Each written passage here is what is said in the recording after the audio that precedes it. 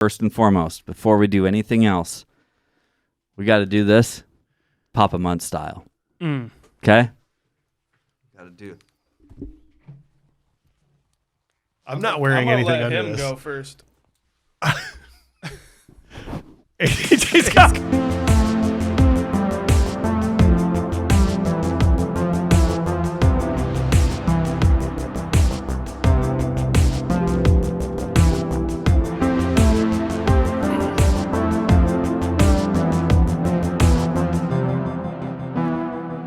Well, hello there, and welcome to a brand new episode of the Confused Breakfast Podcast.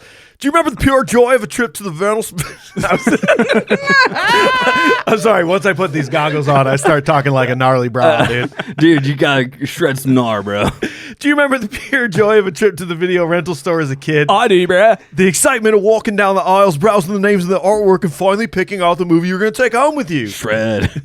Sure, it's hard to beat the ease of the modern era and streaming platforms where you don't even have to leave your couch, but there was something truly special about making that trip, picking a movie out by hand, and watching it at home after a long day on the mountain shredding gnar. Yeah. Pow, pow.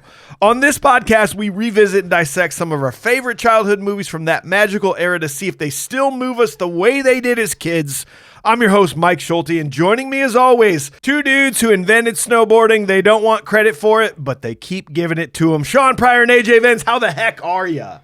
You don't want the credit. The reason you don't want the credit is because you get so much just paparazzi just coming around and hitting you up for Ski Magazine. We don't, yeah. What Ski Magazine is all over our ass. They want to know how we did it, and we'll tell you guys. You know, we in the 70s they have these things called the skateboards, and we're just like, how do you take wheels down snow mountains? Mm-hmm. You don't. You just take those wheels off.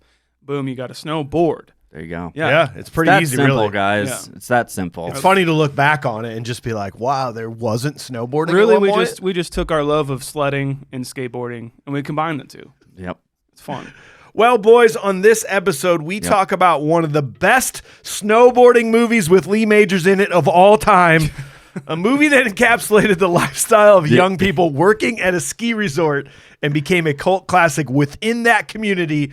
A movie that played as many Jack Johnson songs as possible in order to distract us from the fact that the movie was ripping off 1942's Casablanca. Yes, it We're, was. of course, talking about 2001's Out Cold. Smack. It's Wednesday morning. It's early. Way too early for you. You're probably sitting in traffic, like me. Why not have your coffee and bacon with the Confused Breakfast Boys? Good morning, boys. Damn, dang it. So if you are new to this podcast, we will be reviewing this movie with a modern eye, but in order to do that properly, we must first discuss it with pure nostalgia. AJ, start with you. Tell us the first time you saw this movie and that nostalgic rating that you had. This is a broken record story, guys, so I am so sorry. But if this isn't the same thing... Comedy Central. It's Comedy Central. Oh, just every day. How Comedy are we Central. doing a bunch of Comedy Central, like late night feature? Even last week, yeah. Like it's- Goodfellas was on Comedy Central? Goodfellas, The Thing, Mallrats. Oh, yeah. I mean, they were all in Comedy Central. And no, I'm serious. Like I just kept thinking about, like, dang it, I'm gonna have to say this again because it's the only thing that comes to mind is watching this damn commercial, and it has that little line where you see Lance get his pants, and then it's like, what are you doing in Alaska? I'm having a beer. You going in Alaska for a beer? It's like, well, I like cold beer, like seeing those things in the commercial. And I thought to myself, who is that guy? He is hilarious. He is incredibly funny, and I love his delivery and everything he's doing. Turns out to be Zach Galifianakis. Yep. And ever since then, and then of course the guy from Dazed and Confused. And, oh man, I think. Mallrats? I don't know. well, but no, I when I finally saw the movie, I thought it was really, really funny. I enjoyed the hell out of the movie. It made me want to snowboard, and then 3 knee surgeries later, you don't get to, AJ. All from snowboarding. Yep. So I would give this a nostalgic rating Of a good solid 7.6. 7.6. Shaun, what about you, man? Same here, my dude. Comedy Central. Aha. Used to just put that on all of the time. And this would be probably a late night movie that they had after Reno 911, South Park, and Chappelle's Show. I just watched whatever movie it was to go to sleep probably. And Out Cold was one of them. And I got to say, yeah, I'm kind of up there too. I was just like, this is just a fun movie. Like that Zach Galifianakis guy is just He's going to be something. He's really fucking funny. And so, yeah, I'm probably right around where AJ is. I'm going to give it a 7.5. 7.5. I liked it a little less than you, I think. Okay. Of what I know of you in your childhood, I think I liked it a little Well, you were a little younger than me. That's so- true, yeah. Zach Gachpafanachki, this was his coming out party. Indeed. And it was Coming out where cold party. started my love affair with that man, but we'll talk about that later. Someone rented this in college, and we ended up this was that movie that was just always on for about a year. Yeah. It was just Yes. always on. You walked in, it was on whatever part. You started watching, it started over again. It was Yes. just the DVD, keep hitting start over. So this was a really fun, just cool, felt like my age group. Like it was meant for me, that you're of legal age now and you can do whatever you want and just party. So for me, I love this movie. It was an 8.5 nostalgically for me. Josh Miller, executive producer, the man himself. This was his choice. All right, here we go. This is his God-given right to choose this movie. He said, Out Cold. I can already hear the purist. Casablanca is better. I'm sure when they set I'm sure when they set out to make this, they were certainly trying to outdo a classic. Lighten up. Yeah, exactly. I highly doubt anyone is complaining about Out Cold being an awful ripoff. Yeah. I'm an old guy, so I absolutely remember seeing this in theaters in 2001. This is toward the end of the skier-snowboarder mountain rivalry. We seem to get along now, except for people that ski in jeans. We all gang up on them. I'm not one of those snobby skiers who think we own the mountain. We all own the mountains in a way. Since many resorts are on federal lands and have 50 to 100-year leases, we do own them like we own fire trucks and fighter jets. I'm still waiting for the delivery of my jet. Anyways, I'm supposed to be saying how I feel about this movie looking back. I love the mountains. I love the snow. I loved the cast. Well, to be honest, at the time, Lee Majors, Thomas Lennon, was this before or after Reno 911 started? This was before. I think so, yeah. And Victoria Silverstedt, Playmate of the Year, do you see what I did there? Hello. Hey. Are the only ones that I even marginally knew of at the time. Thinking back, I just enjoyed this movie for what it was. 90-ish minutes of fun, laughter, and a fairly well put together story and plot. But having Casablanca as your roadmap makes it easier. As a young adult, 23 or 24, when it came out, I got all the jokes and I knew not to take it too seriously. I could see the similarities in plot points of Casablanca. I left knowing that I would buy it on DVD in 4 months when it came out. I did, along with hundreds of others throughout my time. Nostalgically, this movie is a solid 7.6. So we're all kind of right there, right? That's a 7.8 as a group nostalgically, which takes us actually up to number 22 on the list of any movie we've done. That is just below Sandlot, just above Wedding Singer when it comes to nostalgic rating. Wow. Back then, I would be watching those movies over and over Probably and over all again. of them right Yeah. there. Yeah. Yeah. So that feels about right. We will go ahead and strip that away, and we're going to give you a modern day rating at the end. But first, we got to learn all the pertinent, important details of the movie. Shaun, that's your job. Let's hear it. This is going to be quick. Oh, wow. Produced by Lee R. Mays, Lauren Donner, Jonathan Glickman, and Michael Aguilar. Lauren Donner is Richard Donner's wife. Ah. Written by John Zack. He also wrote Shrek the Third. Music by Michael Andrews. Cinematography by Richard Crudo. Edited by Jeffrey Wolf. He also edited The Ref and classic Billy Madison. Hey. Good job, guy. All right. Directed by Brendan and Emmett Malloy. Cast: Jason London, Zach Galifianakis, Willie Garson, AJ Cook, David Denman, Caroline de Havernes, Derek Hamilton, Todd Richards, Victoria Silvstedt, David Koechner, and Lee Majors. Brendan and Emmett Malloy's first big break. The two filmmakers had been directing music videos for a long time before they were offered this film, which was called Hard R at the time. If you've That's what it was called. Wait. if you've seen our Bert Kreischer little hangout video, That's what they were going to call it? yes. Because of why we think that's why they were going to call it? I don't think so. I hope not. Come on. You mean why Bert Kreischer? I'm going to tell you where I am when you said that. Oh yeah, so they had been doing music videos for a long time. They did a bunch of Jack Johnson music videos. Yeah, they did a lot. I'm sure we'll talk about it. Actually, I think they won some sort of award for music video they did for it'll come to mind later. Doesn't really matter. The film was shot mostly in British Columbia. That's it for that.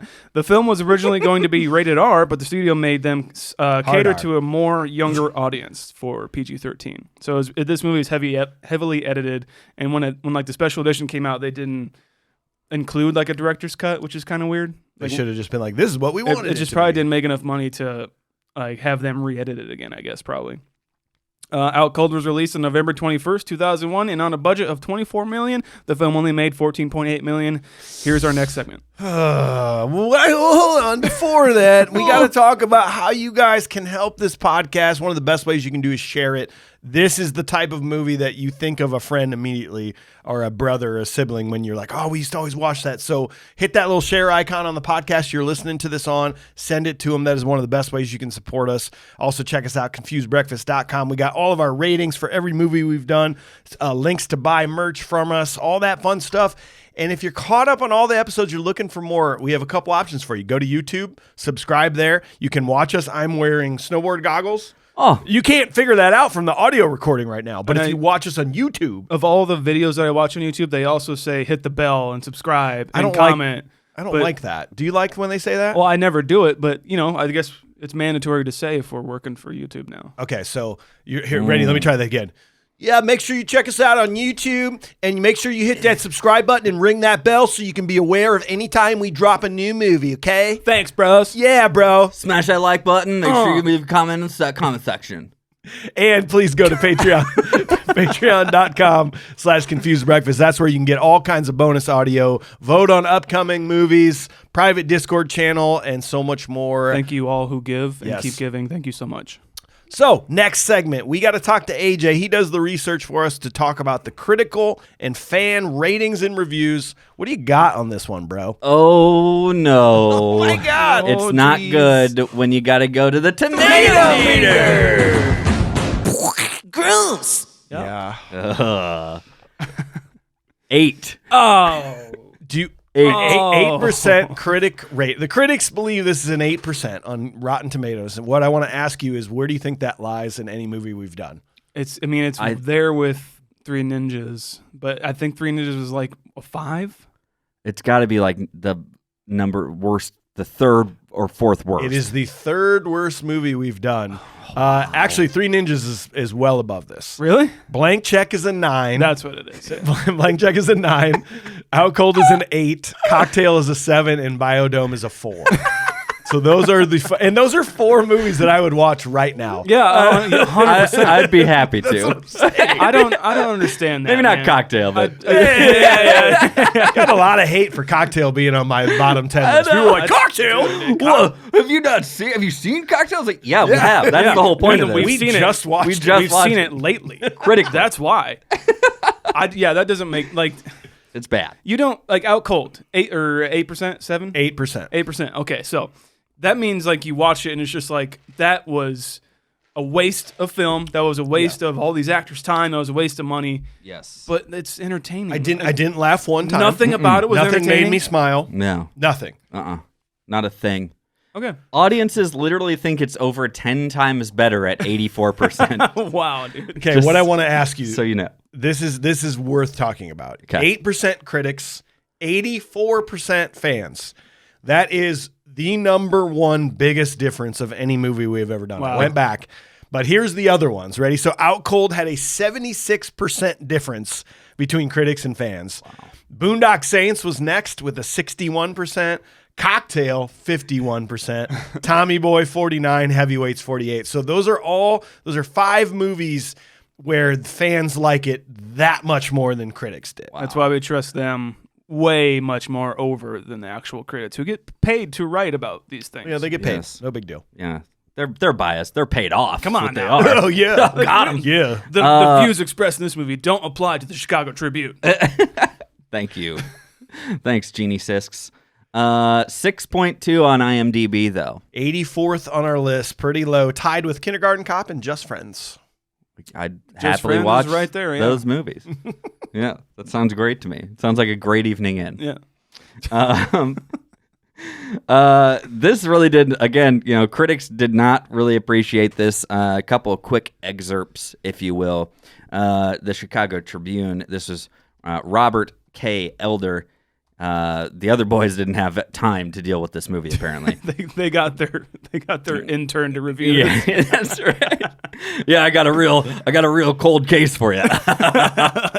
Anyway, fuck off. Give me a coffee. Yeah, get out of here. This sophomoric little gimmick picture, although at times serving as no more than a showcase for daredevil snowboarding, provides enough powder power to keep the audiences laughing, even over the rocky parts. Hey, that was a 50 out of 100. Rockies, get it? Rockies. We're in the Rockies. Stop it. Dang it, Mike. You're derailing. Okay. New York Post also gave it a 50 out of 100. It's okay. Lou Lamenick just called it a cheerfully dopey snobs versus slobs teen comedy. That's about it. Fine. Right, yeah. I wanted to try and pull some stuff out of this 0 out of 100, 0 out of 10. It's the same math. Wait, actually, is a 0 out of 10 the same as a 0 out of 1,000? I don't. How does that work? Because a 1 out of 10 is not the same as 1 out of 1,000, but is a 0 out of 10 the same? It can't be. Like if you're doing that kind of like a 0 out of 100, it has to be like. But at 0 least times 10. 0 is 0. It's the same math, bro. 0 times 100 is 0. We're getting 0 deep. times 1,000 is 0. We're getting okay? so deep. Math was bad for me. Okay. Well, we're here to help. Okay. Thanks. Okay. All you need to do is apply it to something you enjoy. And that's movie ratings. Oh, now I get it. No. Oh. Slow down. I'll take it from the top here. The white powder seen everywhere. This is in 2001, by the way. I think that's important And to this note. is a 0 out of 100. This is a 0 out of 100, the Austin Chronicle. And I believe it's Marjorie Baumgarten, who didn't you mention her at one point? Or was that the same person? I'm not sure. It's like if this person reviews it, she's gonna Oh no, that's Pauline Cale. Sorry. Pauline Cale. Okay, I bet her and Marge would get along great. Okay. Okay, I think they should go bowling.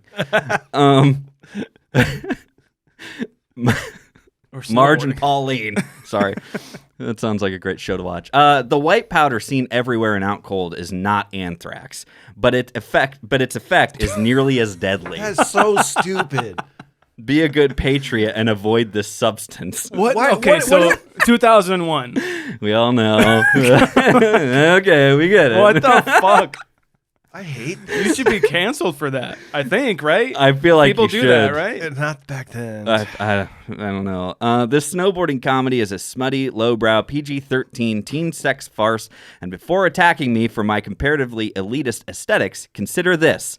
The patron saint of out cold, Louis Arquette, to whose memory this movie is dedicated, is an advocate of drunken, bare-ass snowboarding. There's even a statue in town of the founder of the fictional Bull Mountain posing with drop trousers. So much for the memory of Sonny Bono. I don't know what that means.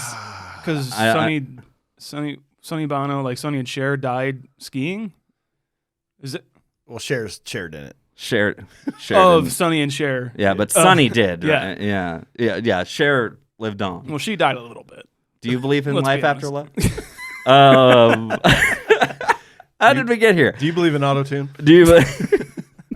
Okay, so what's she saying? Like she just doesn't like butts being shown on film? That Yes. it's basically just a crass comedy of just putting fart jokes to Where does punk Sonny music. Bono come? Because he died crashing into a tree. he crashed into a tree skiing in a ski accident. I'm sure a lot of people have. And, Whatever. Yeah, exactly. How dare you besmirk the memory of Sonny Bono? I was like, that's what you got out of this? Yeah. I hate her. It's kind of the worst, right? I'll just finish it up with this. The one thing that could have saved Out Cold would have been the inclusion of spectacular snowboarding sequences, but even here, the filmmakers don't seem to be trying terribly hard. What can you say about a movie that includes its outtake blooper reel before the closing credits? Oh, that's automatic deduction. We recommend we recommend you exercise due vigilance against the new white powder scourge. Hey, if you maybe had a good time watching this movie, look at us having a good time making it. That's kind of fun, right? Wow. Well, let's just do some quick viewers here. 2 out of 10. Out cold if you watched it. The one you wanted said, generic snow movie comedy. I really like that. What? It's a snow movie comedy? This is a snow comedy. Way different Stop. than It's a not snow comedy. Oh, a snow comedy. Yeah. Got it. Or like slow moving? God damn. Save the whatever from being sold, etc. The plot is dated even for something out of the turn of the century. Skip it. It is not even funny. Not really worth your time. AJ, I have a question for you. How have you not gone crazy reading these reviews? Oh, Out of 120 episodes, whatever we've done? I think my eyes do twitch a little bit more every episode. Yeah. You can tell as if you watch back. Yeah. You get eyes are getting a little baggy. Yeah. Yeah. It's a thing for sure. I really like this number one. So I'm going to save that one for last, actually. I'm going to give you a 10 out of 10. This is a great movie, said Psycho 420 Dragon. I already love this guy. I don't care what he says. This dude snowboards. No, he doesn't. No, but he has a lot of snowboarding equipment. I don't snowboard, but I love SSX Tricky. Dude. Oh, dude, is that your snowboard? Yeah. It's like, do you want to go sometime? No. I don't know how. This movie is a great movie, I think. It is a great comedy. If you have a sense of humor, SINCE, sense of humor, you would love this movie. It's very funny, and they got great actors in this movie. I would give it a 10 out of 10. You did. Great movie. Great movie. You need to see it if you haven't. So make sure you get it and see it because it's hilarious. And if you don't like this movie, you got to have a bad sense of humor because it's funny. Jason London is a great actor. And he did great in the movie, so did the woman who played his ex. There were beautiful women in the movie, funny jokes, everything was great about it. So what much more could you ask for in a movie? So make sure you see this movie, and I'm sure you will very much like it. It's worth seeing. 10 out of 10. Yep. Yeah. 10 out of 10, man. I'm going to give this a 10. I'm going to title it 10 out of 10, and then I'm going to give it a 10. I'm going to say I like it as a 10 out of 10. It was really hard, again, not to read that. As this movie is great, I think. It's a great comedy, great sense of humor. If you have a sense of humor, great movie sense. It's great because it's hilarious. My sense of humor is pretty great. Jason London's a great actor, great young man. He did great in the movie, and so did the young woman who played him. All right. 1 out of 10. He said, Arkarin said, sucked in 2001. 3 words. That was the title? That was the title. Cool. He said sucked 7 times. Cool. 3 words. These movies sucked. It was horrible, absolutely horrible, worst movie I've ever seen.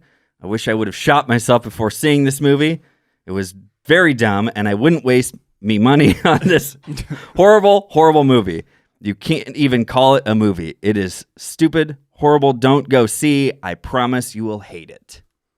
Thank you so much. Thank you, Arkarin. It's fun because, like, if you shoot yourself before you watch it, you can't watch it. Right. You can't watch because it. you have to go to the hospital. And then you're forcing other people to not watch it too because they'll have bad memories of the movie because that's what you shot yourself to. Yeah. Right. That's really the thing. Yeah. If you think about it. Yeah. If you want to taint a movie for the rest of time, just soak it with blood. Yeah. AJ, in my research, I wanted to make sure I read this because we're putting it immortalized in a place that you need to forever go find reviews at. Yes. Kind of like we talked about Eric's bad movie reviews. Yes. This is from ChristianAnswers.net. I love it already. And so that's our reminder to look at them for reviews. Yep. This is what they said about the movie. This film is loaded with sexual innuendos and sexually explicit physical humor. Right. Not just once, but several times throughout the film. Yeah. It has partial nudity and several references to the homosexual lifestyle. Yeah, it sure One of the characters is even applauded for coming out. There are discussions about lesbian chat rooms, and viewers painfully watch two men portraying women online. My very strong advice is to skip this film and rent or buy Extreme Days when it is released. I looked up Extreme Days. Extreme Days is widely considered one of the worst movies ever made. And it's like a Christian version of like a teen hangout with like Christian rock music. Or they all have their hands in their pockets and they just sit there and talk about Jesus Christ. Yes. Widely regarded as one of the worst movies ever on I'm Metacritic. going to lose my mind. Hail Satan for fucking life. Whoa, jeez, dude. So I just thought we should talk about that. Shirts tucked in and hands in pockets. That's what that's what that entire movie is. Oh, my elbow touched your elbow. I'm so sorry. My elbow touched your elbow. Oh, I'm so sorry. Well, before we get started on the scene-by-scene breakdown of this amazing movie, it's time to talk about our friends, the incredible sponsor and supporter of the podcast, Cedar Ridge Whiskey. Dry January is almost up, you guys. Did we participate? No, not a chance. It was damp January. We have to record this podcast, okay? It was damp. But some of you out there may have been doing the dry January, so now it's time to think about what that first glorious sip is. Yeah. You're not going to be like, oh, I want a Busch Light, or I want... You got to get something good. You just spent like an entire month not drinking, so you have to go out. You got to get Cedar Ridge Whiskey. You got to pick up their flagship bourbon. You got to get the quintessential American single malt. You got to get the rye collaboration with Slipknot. Duality, man. 666. Fuck yeah, dude. That's what I'm saying. You have to do that so that when you decide it's time for February 1st at 12:01 a.m., you need to drink something good, and we think it should be Cedar Ridge Whiskey. They're in our backyard. They are the best whiskey in the entire world. You can pick them up at a store. If they don't have it, you can order it online at cedarridgewhiskey.com directly to your door. Grab a bottle. Trust us. It's the best. Drink responsibly, please. cedarridgewhiskey.com. cedarridgewhiskey.com, bro. cedarridgewhiskey.com.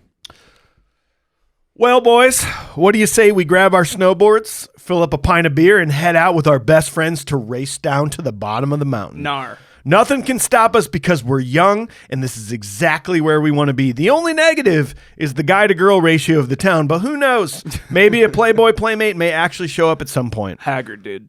I'm going to need a bucket, a paintbrush, and 10 pounds of salt. Lance, get his pants. Here we go!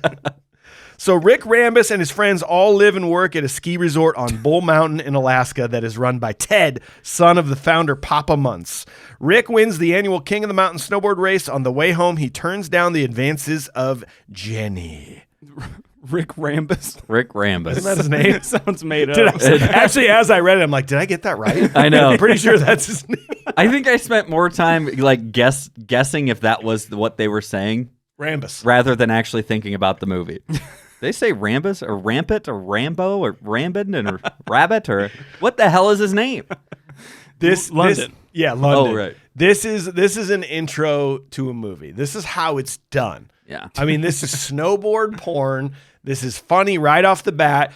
I gotta admit this. Okay. So I talk a lot about really shitty songs from the 90s and early 2000s. You go back and you're like, that doesn't work. Like some of the last couple movies we've done, you're like, this song's stupid. You love this. All rats. The first time through, I was like, ooh, Eve 6, anytime. What a fucking cool song. And then I was like, it fits perfect. I like it. Damn it. I kind of like Eve 6. If you're going to pick a band from that era, like, I don't mind them as much as some of the other ones. I was running my brain. The other stuff. The B-sides. I just think this intro is incredible. It's what we all want to see. It's the snowboard porn.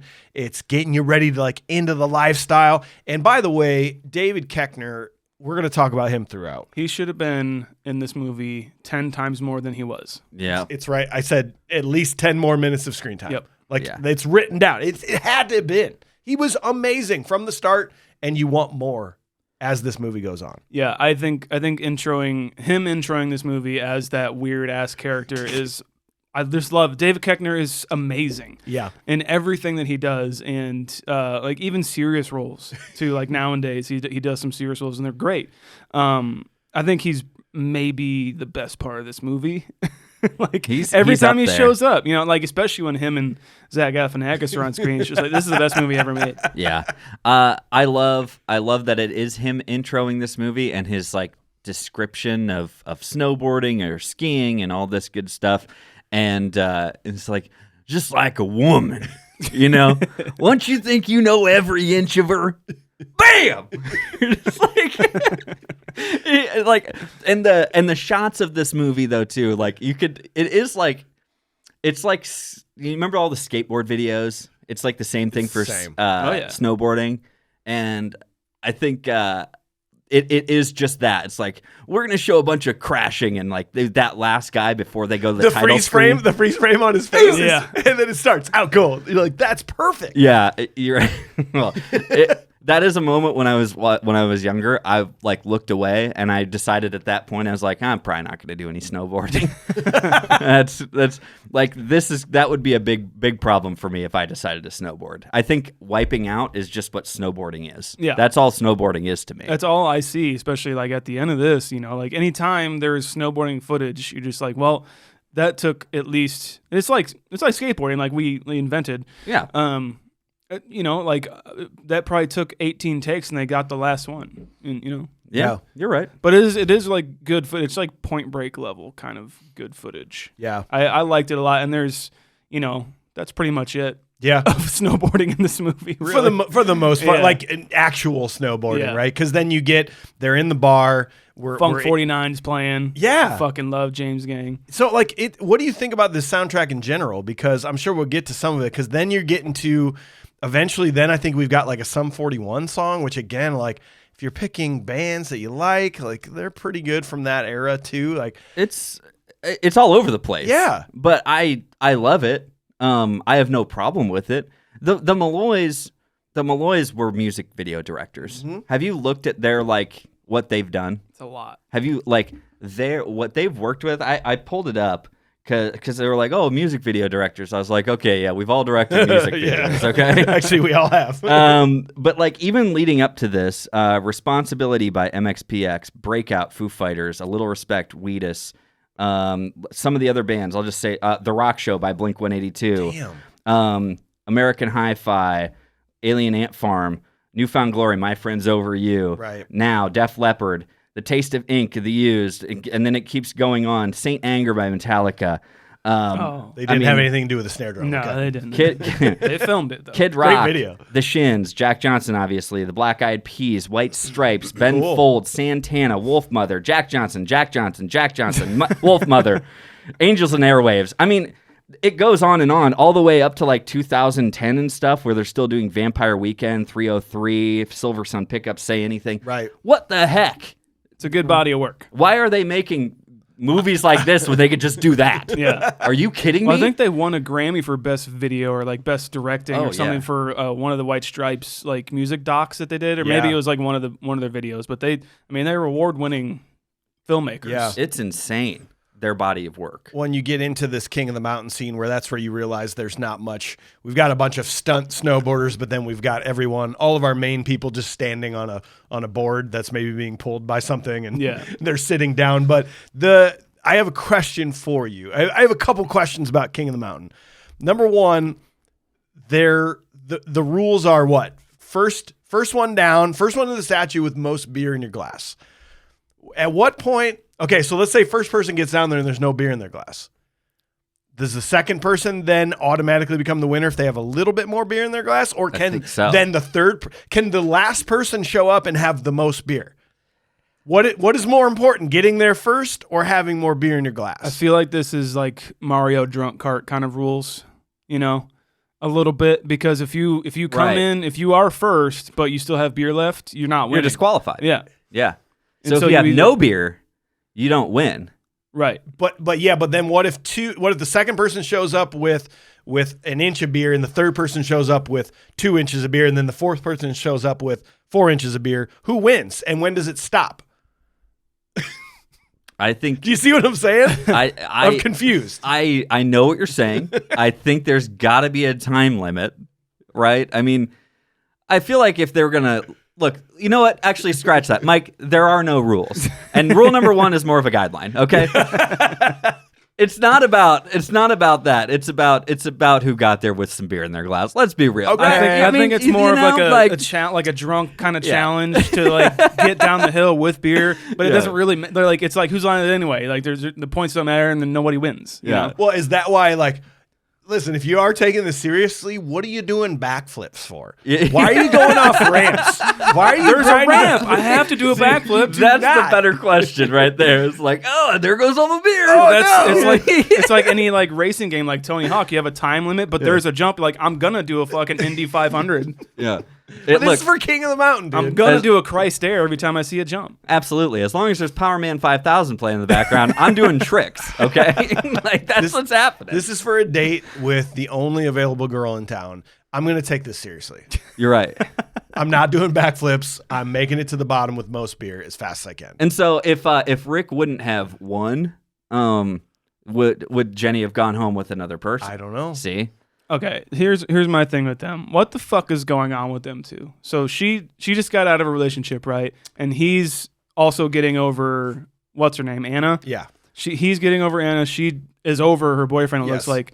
What the fuck is wrong? Act like adults and fucking hook up. Yeah. Right now. Yeah. Clear it out. All right? Yeah. Get it out. No, he doesn't want to. It's all on Rick. She's putting herself out there, and Rick's like, no. So this is what Now. I'm celibate. Now. I don't want to do that to disrespect you. And if Now. that's the case, he does that over and over and over again throughout this entire movie. He treats her like shit. Yes. And Yeah. the only thing that I hate about them two is that she's just like, well, yeah, I'll wait. Yeah. She's just like okay with everything, and he treats her. Honestly, he treats like almost everybody like shit. He does. in this movie. I have a feeling we're going to get into some sort of a Dave Morgan here. Oh, no. As we get on a little bit. But she says that line. She says 1 week of mourning for 6 months together. Do you buy that? Wait, I think, what? So she goes, well, how long were you together? And he said like 3 weeks. And she goes, well, you're allowed to mourn for 1 week a breakup for every 6 months that you were together. So if you were together for 2 years, you have to take 4 weeks to mourn that breakup. Actually, no, You think that's it pretty should- good. Yeah. That's pretty good. Actually, I'm saying, if you have a problem with it, should it be less or more? I think no, I think you're right. I think that's actually, I was going to debate it. No, I think you're right. Like, so yeah, you were with someone for 3 years. Right. That is a 6 week long mourning period of just like, I'm so sad. So that's like what, a month and some change? Yes. Yeah. Sounds about right. I'm kind of in there. Yeah. Okay. Yeah. So she's like, It depends how it ended too, but and that's yes. what she's saying. She's like, dude, you knew this girl for 2 days. Yeah. So like, drop it. You're never going to see her again. Let's Right. go. Look at me. I'm the only woman in this movie. And I'm like that one of lives the in this town. I'm the stereotype perfect girl for everybody. I'm just like one of the I can drink with the best of them. I'm the best stereotype kind of typecast girl there is in this town, you know. Yeah, like So I'm it's like- hot, but I drink a lot of beer and Yeah. eat pizza with the guys and do stuff, and I never change at all. Yeah, I do Like, I do butthole jokes too. yeah, like Another question for you, Anthony, Flex Alexander. What does he do on the mountain? Because he clearly works at this resort. When they get it taken over, he gets his blue jacket for like the ski instructor jackets. yeah, He can't snowboard. he can't. He So can't. what is he teaching lessons? Like what happened? You know, it's like, hey, it's time to get over that. You know, put that thing away, Oh, or you're do right. you know, something happened, but we never saw what it was. Do you think he was a good snowboarder? But Wait, who are we talking about? I'm sorry. Flex Anthony, Flex Alexander plays Anthony. He's Yeah. the guy that can't snowboard. Yeah. Okay. at all. Okay. Yeah. You just yeah. I don't know what it is. But why or is it the token joke? That's feels like where it's going. Is that where we're going with this, guys? The token black guy doesn't know how to snowboard. Yeah. Oh man. I didn't, you know, like I read someone say that like in reviews or this or something, and I'm like, I didn't ever really think that, but I do think it's a funny joke. Yeah. Nonetheless, like it doesn't matter that he's black. It could have been anybody else. It's just like, and 4, Yeah. 5. like I that's kind of fun. And I think it's also great because they still like love and respect him. Yeah, like he's got like so much respect to theirs. Yeah. I almost wish they would have just made it clear what he did. Like he was like Lance is the bartender, right? Yeah. Yeah, so I wish he would have been like they would have shown him working at like the front desk of the hotel or something. Yeah, like that'd been cool. Exactly. And then you can be like, yeah, well, clearly he's just trying to hang out with his buddies. Does not a snowboard. Exactly. He doesn't really snowboard very well, but it's like whatever. Yeah. Yes. No, I agree. Bar, Avi, another place that we want to probably drink. 100%. God, It's that place looks awesome. Lance- El Matador. Lance is El the Matador. shit. I fucking love Lance. Roy from The Office. Best David bartender. Denman. Yeah. That man- So good in this. He graduated from Juilliard. Really? I believe. Really? He is a highly trained, very, very good actor. And if you look at some of his more serious roles, like there is, what's one? It's like called The Recruit, where he plays like the secretary of the vice president, or like Wait, like with Colin Farrell? Or are we talking about? It's like a different TV movie? show. Okay. it's like a TV show or something like that. Colin Farrell and Al Pacino, Yeah. The Recruit. No. Nope. Okay. No, but like he plays like this very serious political advisor who's probably ordered a lot of hits on people, and you're like, he's very scary in that. And then I immediately went back and watched him in this, and he's doing, God, I love chicks. Chicks love me, so it's all good. So it's all good. It's like, When he's standing there, something so gross to me is the somebody wearing like a sleeveless shirt and having their hands in the air and just armpit hair all over the place. Yeah.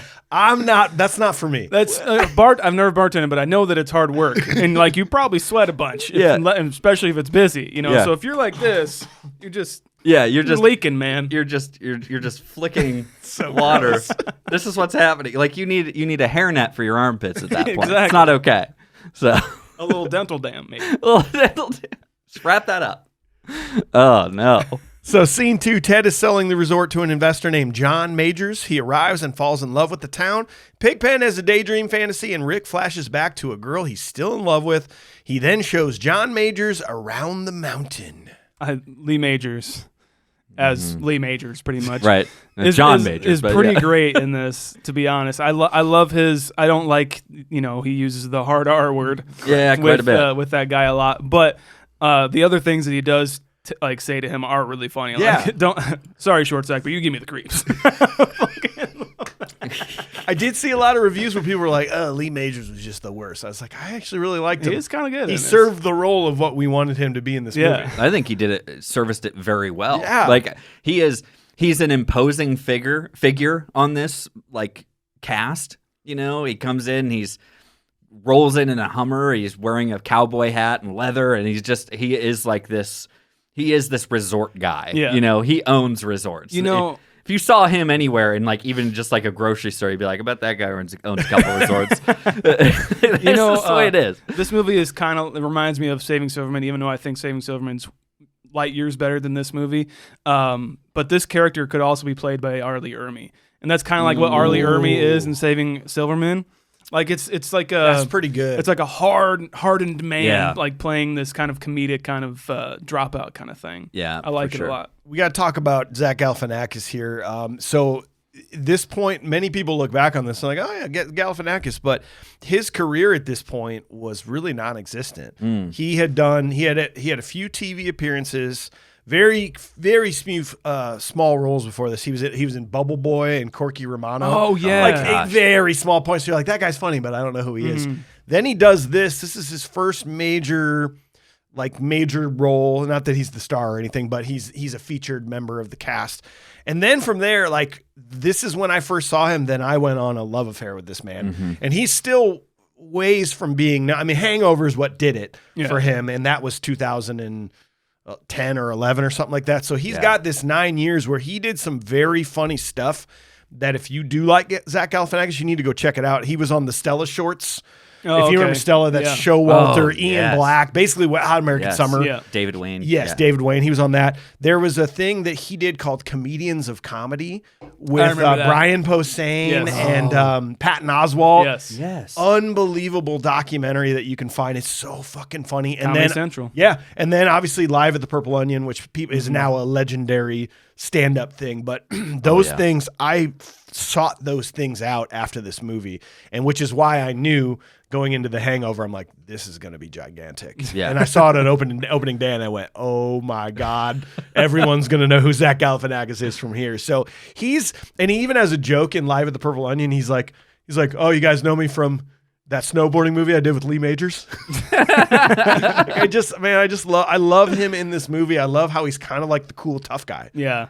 Which is a weird role for him, sort of. You know? I love him in this, and like even further on after The Hangover and stuff, I love his roles, especially like even more overtly kind of serious roles like Birdman. Oh God, he's like so good in Birdman. Like you have to do those long ass takes, and I think he was the one that held it together the most out of that whole cast, which is kind of being an improv person probably. Well, and for this, you get to see later in the outtakes, they definitely gave him some leeway in this as a comedy presence to have some improv options and opportunities. But it is his delivery of just a dry delivery that somehow, like you said about his other stuff, just kind of almost keeps this movie together. Yeah. Mm-hmm. From how does he do it so well of being obnoxious and saying such obnoxious things and doing very obnoxious things in this movie, but also having this dry delivery and somehow seeming like one of the most grounded characters of the entire cast, right? And he's like the reason why we get some of these scenes. Him passing out in the bar every time is why we're getting the polar bear scene, and then later on the spinning car scene. Oh my gosh, dude! And they're all hilarious. Yeah, they're all hilarious. Who plays what's the guy's name? That's like the Carpe Diem sees the car. Pigpen. There's always the character in his movies who are just fucking stupefied by tits. Like every time they see him, it's just like, oh my God, everything has went black except these tits right in front. Jesus, man, like it. There's some of this movie that just is dated for me and it makes me cringe. Yeah. We were talking about the music earlier. A lot of it makes me like, oh no, I just. Like Island in the Sun, you know, like it's early 2000s hangout teen movie. Yep. Gotta have Island in the Sun. I'm just like, oh no, like I don't know. It makes me think like how many real people in the world feel like they had this exact same thing to the exact same song. Yeah. I had Pedro Hornies. We'll always have Pedro Hornies. It's like I could tell she was different because she had a top on. It's like, she was French. She wasn't drunk, like how many people, it makes me think back to like the 2000s and how many people thought, yeah, Island in the Sun just takes me back, bro. To the most beautiful place on earth. Yeah. Cancun, Mexico. Which, Shaun, you're talking about the songs, and like, so Jack Johnson had 6 songs in this movie. Which I was like, thinking about it now, you're like, oh my God, Jack Johnson. Yeah. But go back in time, dude. This is 2001. He had only just released that first album, Brushfire Fairy Tales. What's which was the like, one with fucking the monkey on it? The On and On, maybe. Curious George. Yeah, whatever. I just remember seeing that. I'm like, what is this? But this was 2001, so he was no one knew who he was. And he was friends with these directors because they had just done, prior to this, they had just done a surfing documentary called Thicker Than Water, which is awesome. Like, go look it up. It's a beautiful, beautiful picture of the intro of this movie, but with surfing and good music and Point Break. Yes. Point Break. Johnny Tsunami. But it was weird thinking about Jack Johnson. Like, it kind of sucks that he got so big and like frat boyish, because Jack Johnson's amazing. And like, you go back to some of those old albums, they were incredibly unique for the time. And then they just got so overplayed by every college dorm and like every boat that you've ever been on. It's like, got the new Jack Johnson. Dude, fucking yacht rock, man. Yeah, bro. Well, Shaun, you were talking about Pigpen. What do you think about that dream sequence thing where he's like, yeah. Like, is that, I felt like that was so funny to me back in the day, but I also felt like this was one of the worst kind of like modern day moments of the movie. It does nothing for the movie. Yeah. Like at all. It's just another like funny thing to make you like Pigpen as like this skeezy, stupefied by tits character. His name's Derek Hamilton is the actor, and you're right. does nothing to service the movie other than the fact of you need to know where his priorities lie. That's really it. And you can get that just by looking at I think him. we figured that out. And it's basically like any young guy who just, I save the day and I get the girl, but on steroids, like James Bond style. It's just too much. Yeah. Yeah. I'm going to go ahead and hit this button. Ooh, here's a prop. Lots of props in this movie. Lots of things. I have a whole list, but I'm going to go with what I feel most encompasses me that I could use in the real world. I want Major's ski suit with the tassels on it, the cowboy hat. I feel like I could go to like Breckenridge. You're a tassels guy. Well, You're a tassels the guy. older I get, the more I'm into tassels. Hey, we put that with Lloyd's gloves. You just like more phalanges. Yeah, you do. I feel like I can wear that. I feel like I can hit the slopes on my board and wear that. And I think people will be like, that's cool, dude. That is and a I'd be cool like, guy. You're right, dude. Whatever will make it look like Mike's going faster, that's what he wants. That's really what I'm hoping for. Oh, yeah. man. I think I am going to go with AJ. You go before me. I'll tell you what I want. I want the bull. I want the mechanical bull. Where are you going to That's it. put it? I'd put it in this room. That's the intro to every show. We just turn it on. It kicks everything. Yeah. Knocks everything off the thing. It's either that or the boot that's caught in Eric's ass, but I just figured I'd just go with the bull. It sounds pretty fun. good. That's Yeah. pretty good. I like that. Yeah. What about you, Shaun? I want. I thought you would take David Koechner's like eagle shirt that he's wearing. That was pretty dope. You know when he's like, you ever go in one of those lesbian chat rooms? And he goes, no. What about you? I don't know. Yeah. Not me. It's again, it's the delivery. It's the delivery of David Koechner. You ever go on one of them lesbian chat rooms? Are they good? I don't know. I don't. I'm gonna go with his toolbox. Yeah. I just want his toolbox and the contents of therein. Okay. When he goes of David Koechner's? when he goes and helps out Zach Galifianakis. Yeah. Oh my God, that's great. That's a deep cut. That's a deep cut. the lime. All right. Dude, We'll get there. Yeah, I love that scene. All right, so scene 3. Majors brings his daughters with him to the bar. Inga captures everyone's attention, and his other daughter, Anna, is the girl that ditched Rick in Mexico. She is engaged, and Rick drowns his sorrows forgetting about his date with Jenny. The other guys fight over Inga. Can't be a early 2000s party movie without the foreign hot girl with huge fake tits. It's got to be there. Hello, Victoria Silvstedt, Playmate of the Year. Come on. Go back to your- It's just like it's American Pie. Like it's just it's why like I just it just makes me like cringe. Like these movies, they're all the same. But I mean, this one's a little different. I would actually say I like this better than American Pie, so I'll probably be asking for that rating later. Let me prepare. The formula is so overwrought, but at this time I understand that it really wasn't. But in reviewing this in modern day, it's just it gets to me so hard. Our boy Jarrett Layoff is preparing our list for us of all of our actors that have been in all of our movies.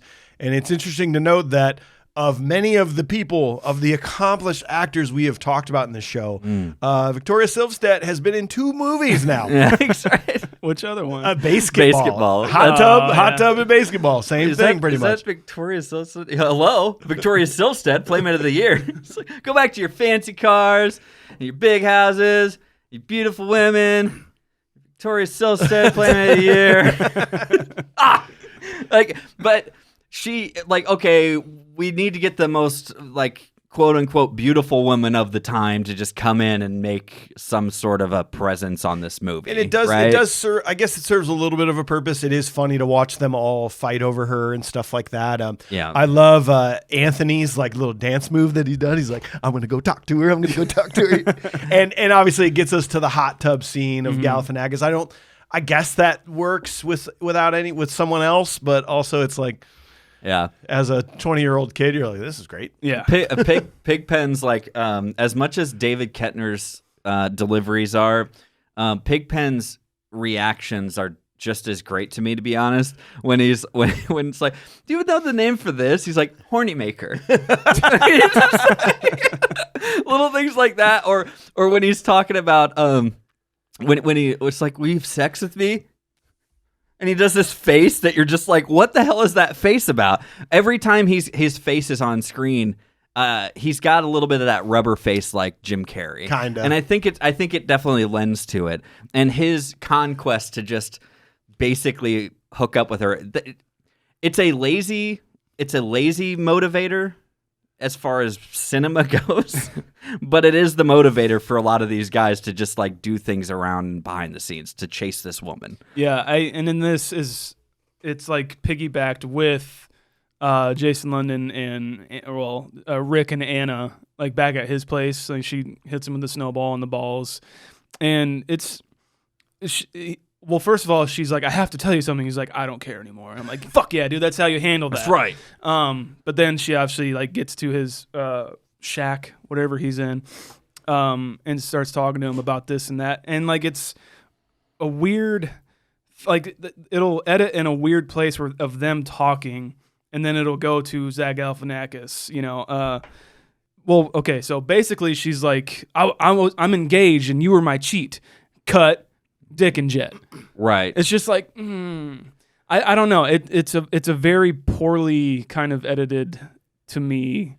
Like, I don't know. I know it's like a teen movie 2000s kind of thing, but it just does not work for me at all. I just don't care at this point. I just want Zach Galifianakis in a Dick and a Jet. I don't care about that at all. Yeah. Why do we have to have this? Why is this it's not a thing. And now, by the way, we might as well, I don't know if we're there quite yet, but we'll start. I mean, they're having the conversation. Yeah, they had this relationship when she's engaged and with a doctor pilot who's also in a wheelchair. Like, are we going to sit here and be like, yeah, go Rick? What the hell is wrong with this movie? Yeah. Well, and what's wrong with her too? What's wrong with her? And like if that was the case, you're not coming into my shack. No, you're not. Like we're not being alone together at all anymore. This is fucked up. You need to get out of here. Yeah, you need to leave. Please. There was some funny moments when she did finally arrive at the bar.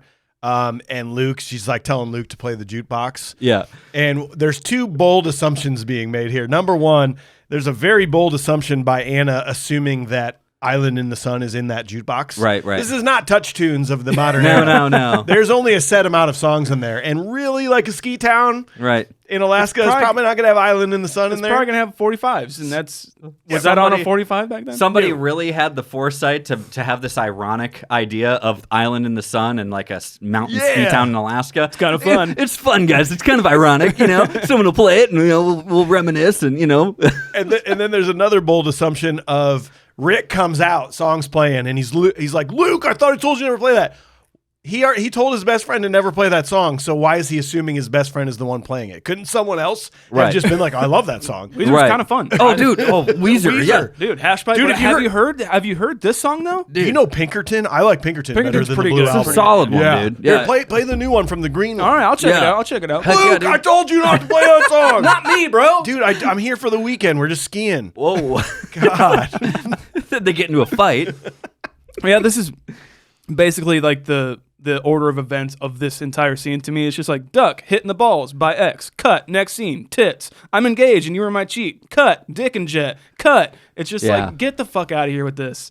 Like do one and then like punch it up with the funny at the end. I don't know. All I need is more vehicle to give Zach Galifianakis more room to do what he does when he's talking about his scars. And yes, it's great because you have a beautiful woman and it's like they're like looking like they're gonna hook up. It's like, oh, all these scars. It's like, well, it's not that interesting. I skateboarded into a truck and hit a fire hydrant. It's that's funny, right? Like, give me more of that comedy in this. I would probably have more fun. Yeah, David Koechner showing up. Then Well, before that, it's bookended with "May Angels Lead You In." For fuck's sake, dude, this is so 2000. I'm like, it's so cringy. I can't do it. I was gonna ask you how much you love that song. I do. I think Bleed American is one of the best albums ever made. And the first time I ever heard that song, I may have cried. Yeah, there you go. I mean, probably me, same. Yeah, like back then for sure. But then they're playing it They're playing it over. Okay. This situation doesn't work. In 2001, She cheated on her That's what I'm saying. paraplegic boyfriend. In 2001, I was Farthest crying. from being an angel. I was crying over a girl who I dated for 3 years who broke up with me. But this That makes guy, a lot of sense. This guy's crying. This guy's crying over re-meeting a girl that he knew from 2 years ago for 2 days who cheated on him with a paraplegic doctor pilot. Grow up. This is not romantic. I totally agree. This is the opposite of romance. Do you understand? This is you need to get as far away from this situation as possible, even though you tried by going to Alaska. But it didn't work, and here she is now. And you need to move again, Rick. Of all this the is ski it. town bars, she had to walk into mine. Yeah. Of all the gin joints. I do love that though when he hands him the bottle. Yeah.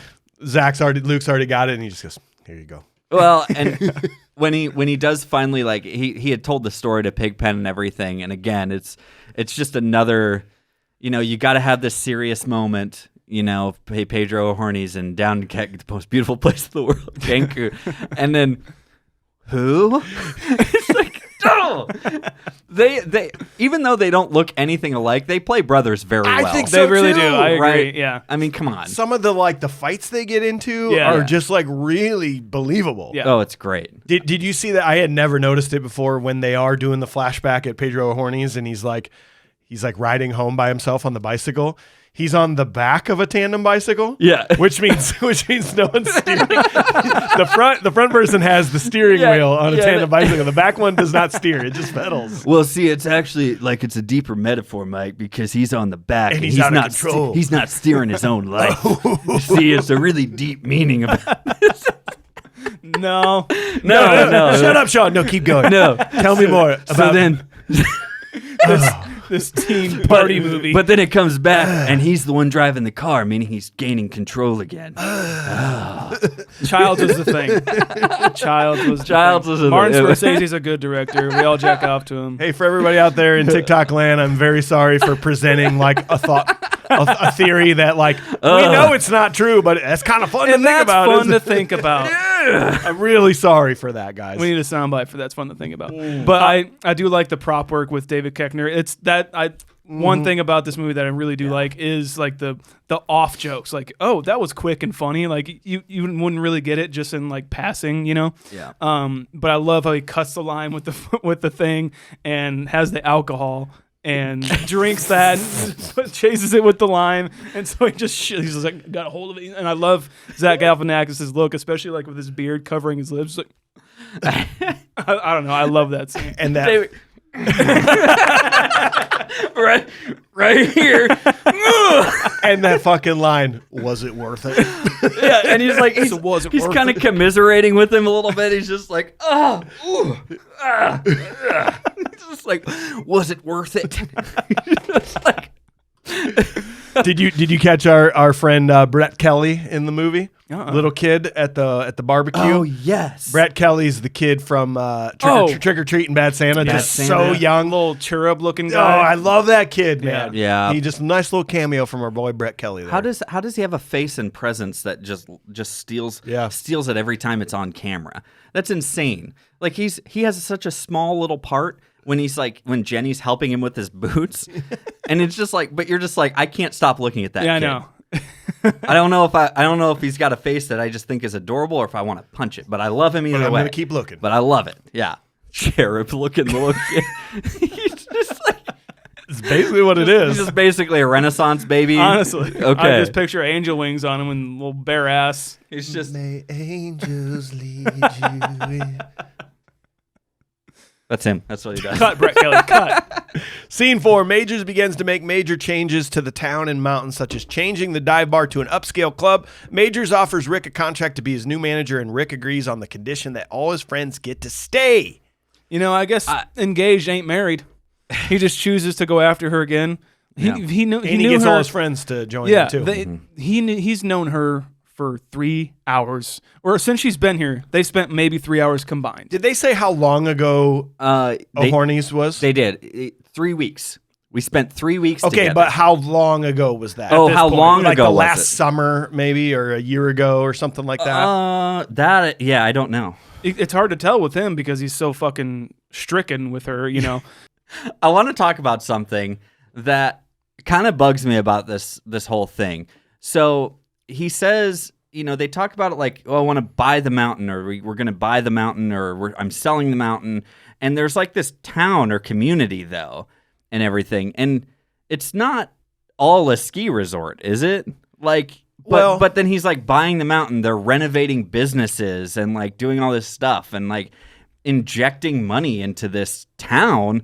But it's just a ski town, or like the land itself.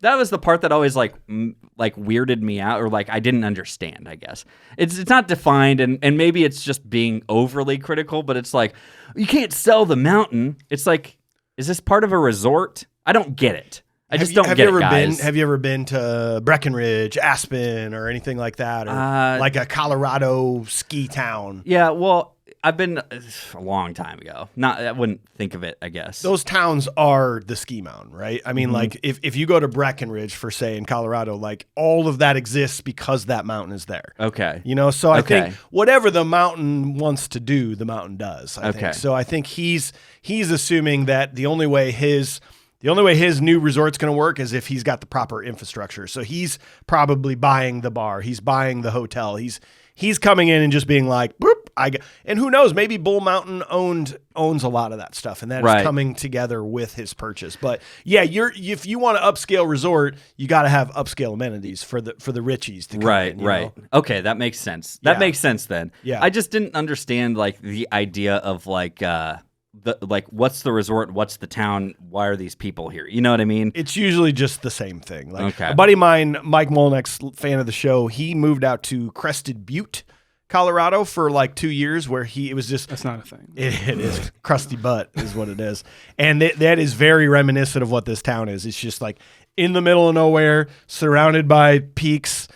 The only reason everyone's here is because they're working on the ski slopes, and the people that are here are skiing, you know? Yeah. So he said, like, this is very truthful to what life in a town like that would be like. You know, Gotcha. You go out at night, you wake up, you go to work, you party in the mountains, and yeah, I mean, he said it's very, and this film is like very culturally a part of anyone that lives in those type of towns. This Hot Tub Time Machine, all the old raunchy 80s like ski school, like you can't really talk about it anymore. Those are all part of the everyday life of people like this. It's like it sounds, some of that sounds almost like summer camps, like Yes, at other places, or like the Wet Hot American Same Summer thing. or like the counselors and stuff. Yeah.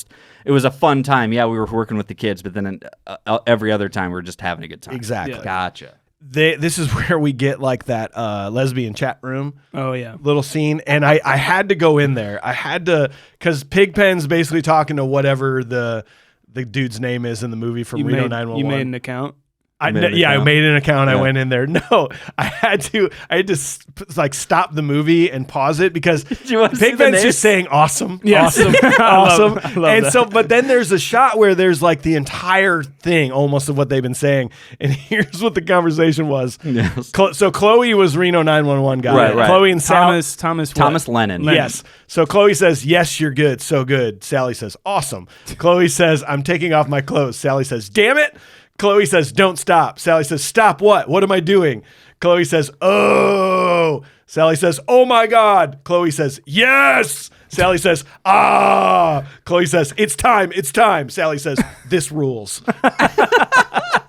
Sally being Pigpen. Yes. Like, that's really funny that they went to the lengths to just make the dumbest conversation ever. Awesome. And put it awesome. Awesome. It's Awesome. like the music. Spelling it wrong, too. Yeah, it's just he can't the point of that is to get her hot too.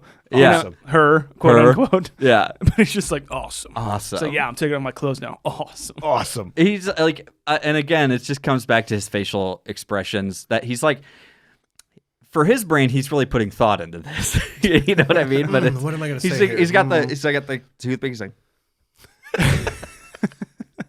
he's just awesome. It's just like, I think it's very funny. And then Thomas Lennon again.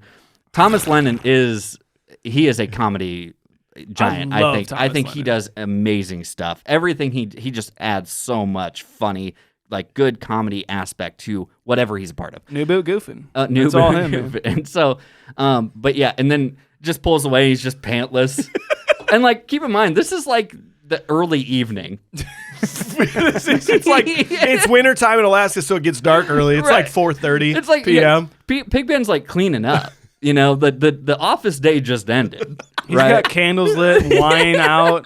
He's all in. I know. If we were on a train to go punch a face, I'm on board. That's what I'm talking about. This was kind of a tough one for me. I have two options here, so I'm going to kind of let you guys maybe decide if you've got a hard punch face, or otherwise I can come with my two options. I can come correct with these. I've got one in mind. I got a group. Okay. It's the new mountain dudes.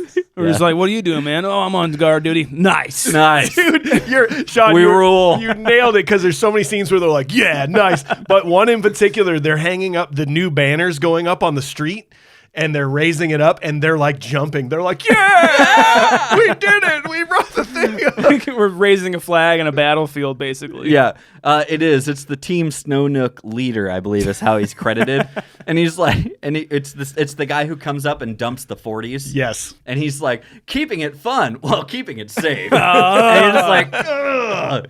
You really want to punch that guy. I think those are, if you're going to make a group of punchable faces, it's them, or it's a blonde, spiky hair dude from the party coming up next. Oh, yeah. Oh, the guy yeah. that drinks from the bong. Looks like Vanilla Tips. Looks like he sings for not Sugar Ray. Smash Mouth. Yes. Yes, Thank you. basically, yes. Yeah, Guy Fieri's I thought cousin. it was him. Yes. Yeah. Well, let's get to that last scene then. So scene 5, Anna's husband arrives to visit, and Major secretly has Ted fire Rick's friends behind his back. Rick finds out, quits, and partners with his friends to stop the sale of the mountain. The friends defeat Majors, and Ted decides he's no longer selling the mountain. Rick asks Jenny out again after revealing he no longer thinks of Anna. Here's the thing, guys. First and foremost, before we do anything else, we got to do this Papa Munt style. Okay? Got to do it. I'm not wearing anything under this. Go first. AJ's got I'm not wearing anything under this.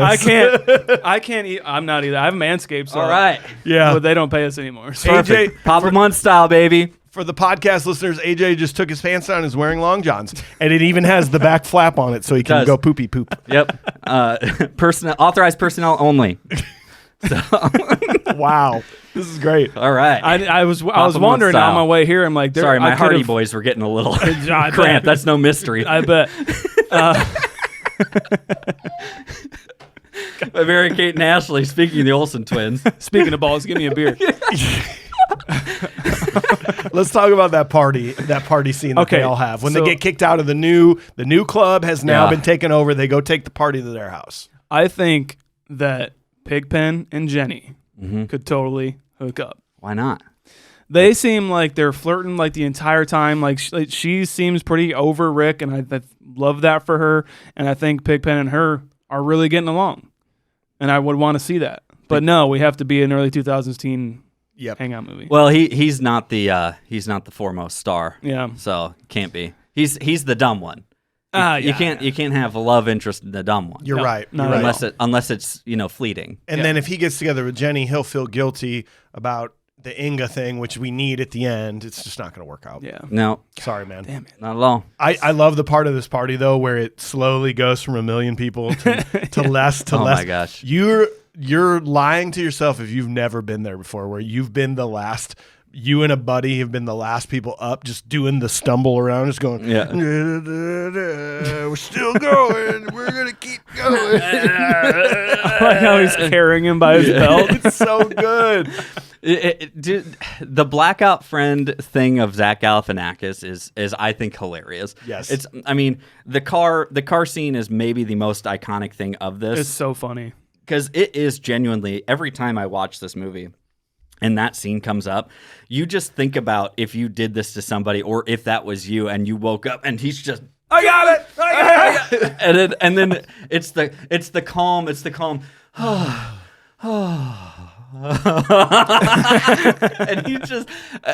I love it so much. And yeah, you just watch him, and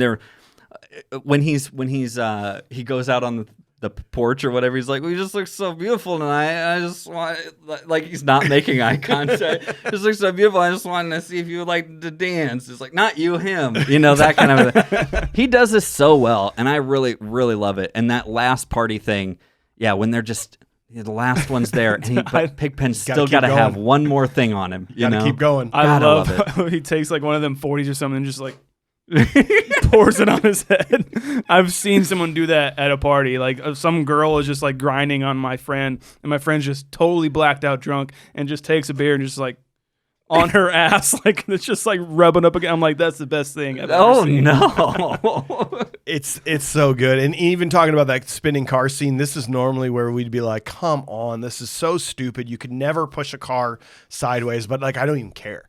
Because the scene's so funny that I'm like, yeah, clearly you can't. Clearly that's not a spinny thing. Like this would never happen in real life. Don't care. Mm-hmm. It's so funny to me. Right. And him taking Pigpen and slamming his head into the steering wheel. It just adds to it. That is so believable. Like he really crushed his head. All of their physical comedy is like, whoa. It's like when Ray Liotta takes that gun and whips that fucking dude in the driveway. I'm like, damn. Yeah, 100%. It looks like it hurts.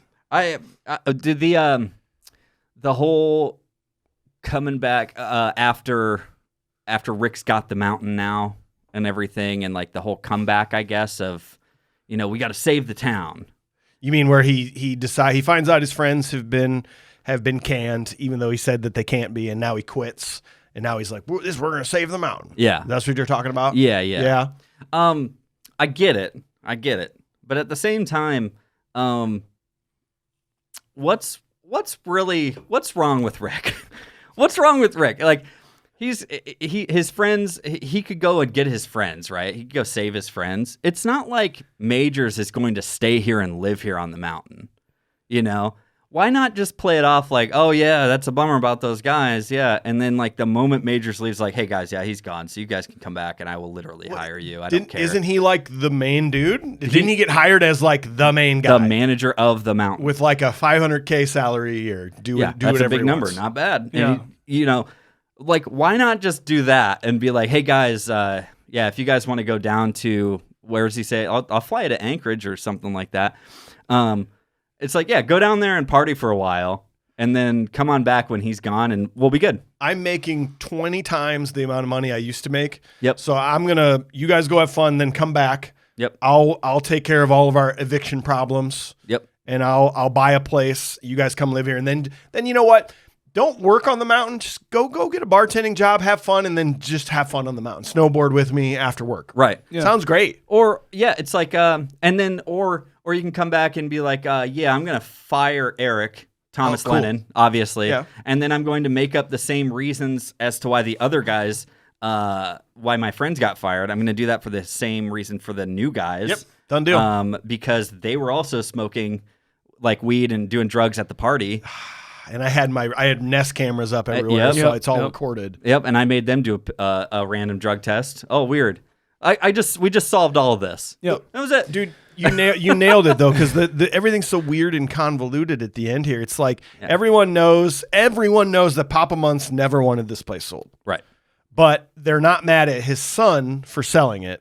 They're mad at the new guy coming in, this is just what he wants to do. He wants to try to make it better. He wants to get a ski lift up to Hangman's Peak. It's going to be so much better. He hired our best friend. He's doing it in a douchey way, but whatever. And then AJ said he's going to leave. Just deal with fine. It. Yeah. Then like everybody knows Rick was destined to run the mountain, but then now he's destined to run the mountain, but he's going against Papa Months because he's going to work with the bad guy. Like everything, they kind of just go at the end of this movie. Yeah, and it's so rushed. It's so fast. The end is like rushed. it's just like, oh, it's a hangout. We have to end it.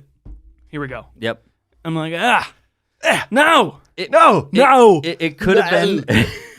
It could have been just great as a hangout movie with some more mild motivation, maybe, or something. But you have this underlying thing. Well, we created this problem. Now we have to solve it, and we have to be dramatic about it. So we're going to race down the mountain with no pants on, which does nothing. Which actually, because you still have pants on. Like you still have pants on. Yeah, it's like, oh, there's some shock and awe to the shareholders. I and was going to buy a timeshare here, not anymore. Not anymore.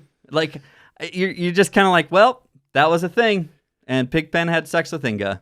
Yeah, it could be like they wanted it to be PG-13, so they took out a lot of those scenes leading up to this. Maybe but it doesn't seem right to me. Maybe I think the script is just off.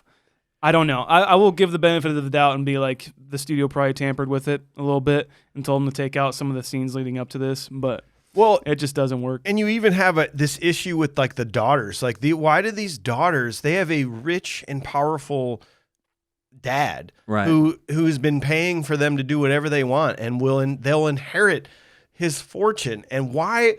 Where's the backstory where they're like, yeah, you know what? Like, screw my dad. Yeah. Wait, what?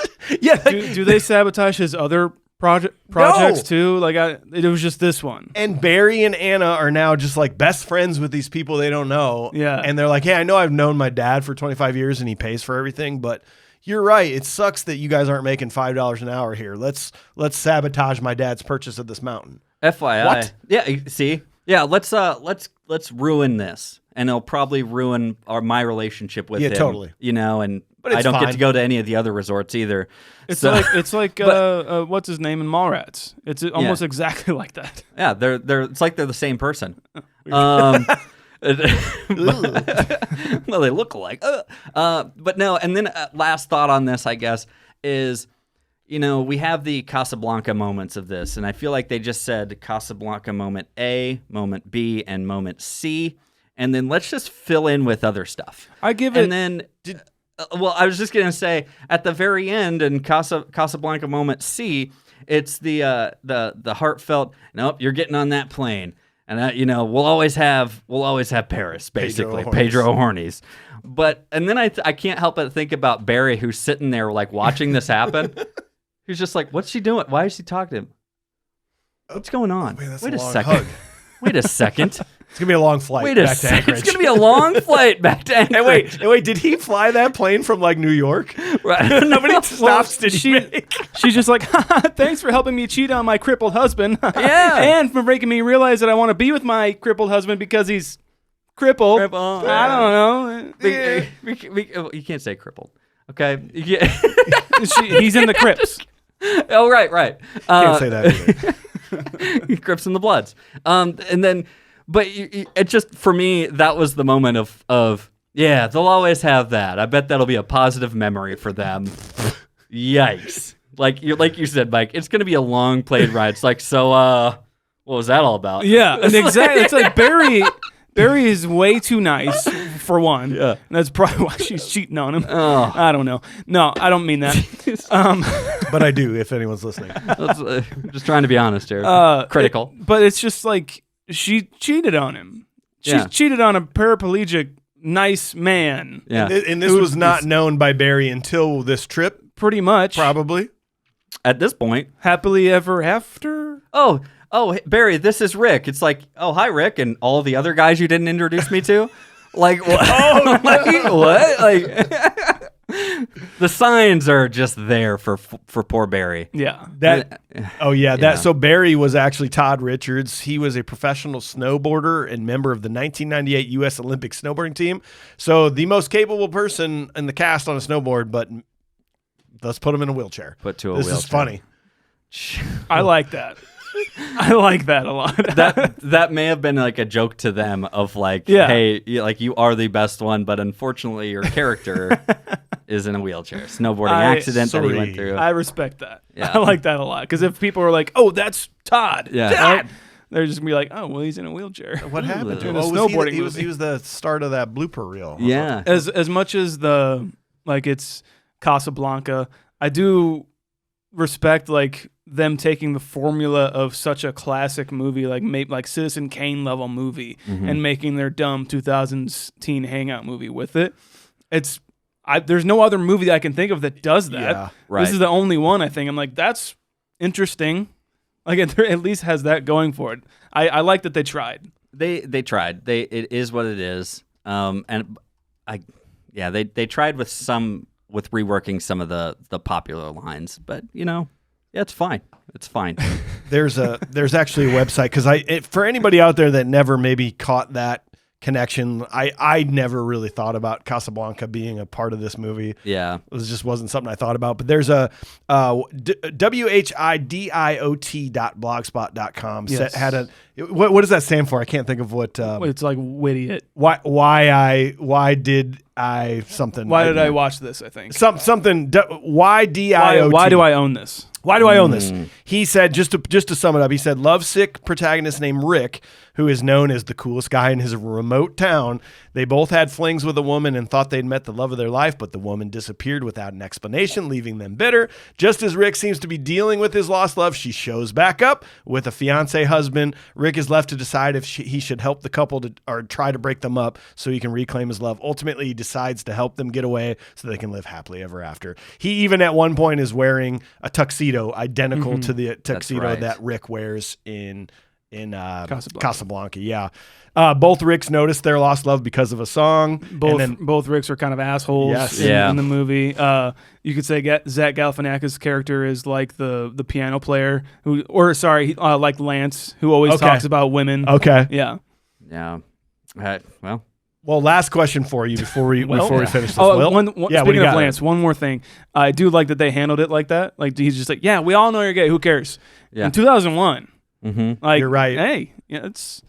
I mean, Zach Galifianakis' character also says the F word like later on, so it kind of negates it. But I like how they handled it. Yeah. It was a nice little touch. I do like his fist in the air and then it's so good. the droop. That was pretty awesome. It's a funny line, and it's Zach Galifianakis. It's like, yeah, we all know, man. And then Pigpen's just like, look, if you weren't gay, you'd be a pretty weird guy. It's just like, that's okay. I mean, it's like, we all know, man. It's fine. We love you. No one cares. No one cares. All right, before we end this, last question for both of you guys. You're making a late 90s, early 2000s movie. You can only pick from one of these two groups of cast members. Okay. You can pick Jason London and Caroline Davernus. I don't even know. Anna from this, or Jeremy London and Claire Forlani. You can't mix them. You can only pick one of those leading couples. Jason and Caroline or Jeremy and Claire? Jason and Caroline. Jason and Caroline, yeah. Me too. If I had my way, I might try to take Jason and Claire and put them together. Just to see what happens. Yeah, but you definitely. You can't. You can't do that, though. I'm taking Jason. I don't necessarily think Caroline's anything special in this movie, but Jason, maybe it's the fact that he has less lines than Jeremy did in Mallrats, but Jason's just so much more believable. Yeah. I don't know what it is. We talked a lot about this on Mallrats. I think it's good to kind of make this note on Out Cold. I just think that he has a good presence on He's More Comfortable. Yep. He plays it very well. You know, it's not the dialogue that he had to probably mouth through in Mallrats, but yeah, I just think Jason is just a more comfortable presence on screen and can just mesh with his co-stars very well. You can tell, especially comparing this role to his brother's role in Mallrats, you can tell that the directors of this just had him watch Casablanca and be like, just act like Humphrey Bogart. Just be that guy. Yeah. Be him. Yes. Well, we have dissected this movie scene by scene. We're going to give it a modern day rating to strip away that nostalgia completely. AJ, what do you think is a modern day rating of this movie?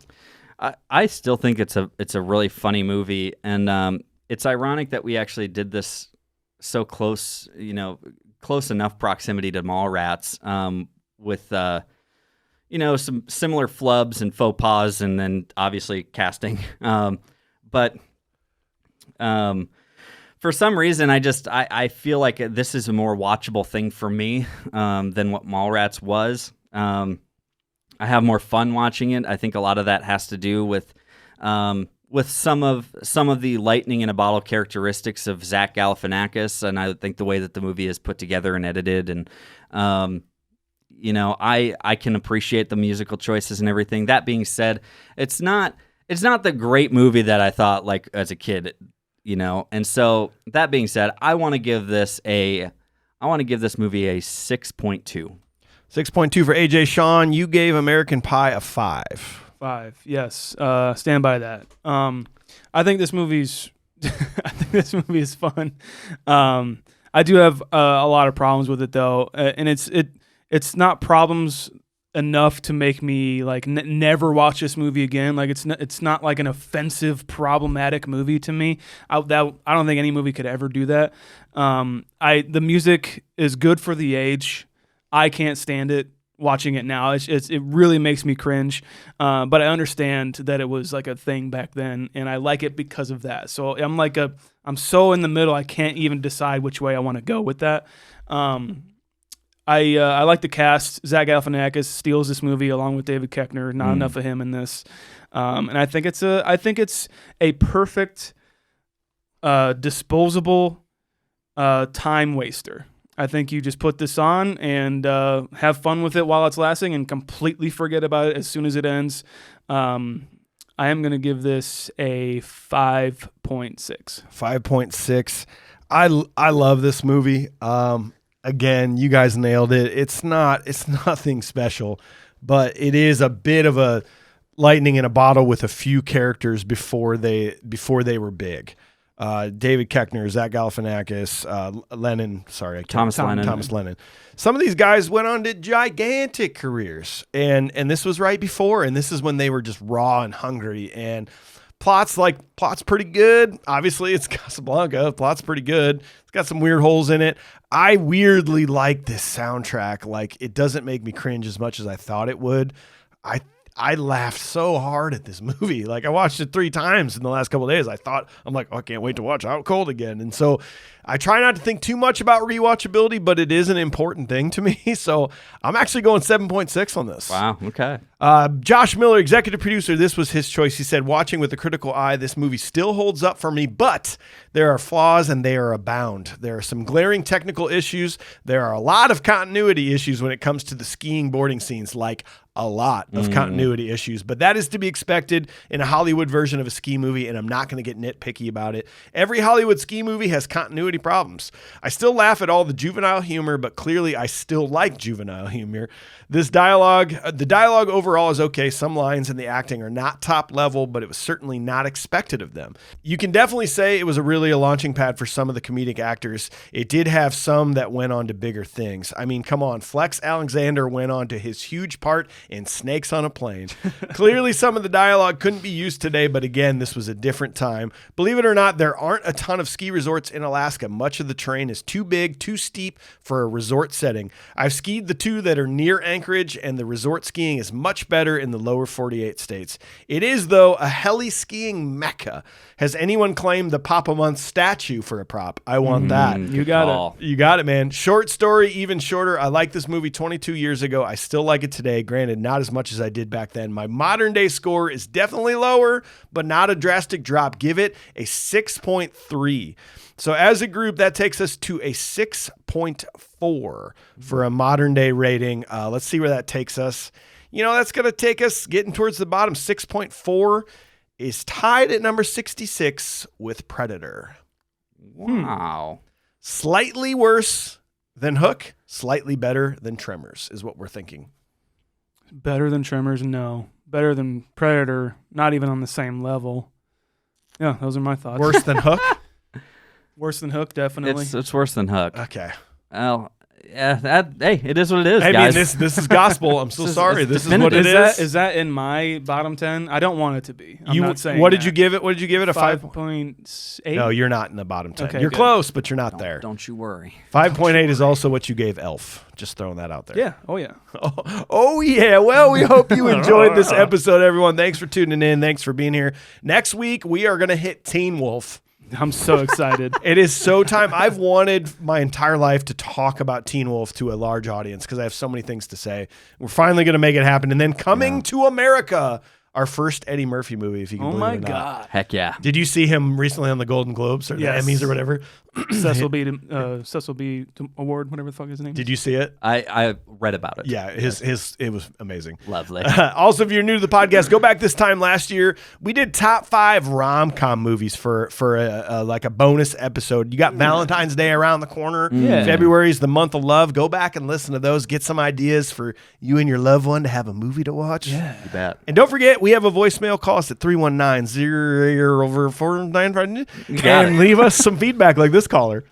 Hey, hoping this makes it to air. I've been listening to you guys for about the 2 years since you started. I kind of started around, I want to say, the Beetlejuice episodes of episode 2. Yeah.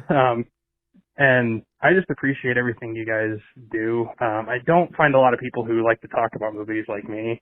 I'm like addicted to them. So you guys are basically me in the podcast. So yeah, just, sorry, I'm a little out of breath. I'm in the middle of work right now doing electrical. Just finished watching the Thing episode or listening to it while I was working. And I got to be 100% with Shaun. It's my favorite horror movie ever, and I could watch it anytime. Goddamn I got right. to go see it in theaters recently for its 40th anniversary. Nice. Keep doing everything you guys do. It's always, every episode's great, and even movies I haven't watched, it's just fun to listen to. Oh, cool. Thank you. Bye. Hell yeah, man. Thanks for Thank calling. you. We Thank you so appreciate much, you, man. dude. Yeah, really appreciate that. Guys, we really appreciate you watching and listening. Make sure you are checking us out anywhere you can listen to a podcast. Leave us a 5-star review. Write us a 5-star review on Apple Podcasts. And for goodness sake, find us on social media at Confused Breakfast just about anywhere. Just search for Confused Breakfast wherever you can. Go to confusedbreakfast.com to see our ratings of all the movies we've done, see our top 10, see our bottom 10, see our collective show ratings, and you can go to confusedbreakfast.com as well to get some merch, get some shirts, get some logo shirts, get some saying shirts, get some coffee mugs, and get fucked Mike. Sorry, it's really cool on the screen. There's a guy right there, and I was trying to grab him. So obviously, check us out on YouTube if you want a little more of this, and go to patreon.com/confusedbreakfast. Lots of bonus audio content there, a direct way to support this podcast and get more Confused Breakfast in your life. This show's produced by LAS Media Group here in Cedar Rapids, Iowa. Aggro Craig, man in the controls. We love you. Aggressive Check them Craig. out. Aggro meaning aggressive, Craig meaning rock. Aggro Craig. Check them out at lasmediagroup.com. That's going to be it for us. We'll see you later. Bye. He had a little guy wearing our merch, and I was grabbing him right next to you. Oh, gotcha. I was like,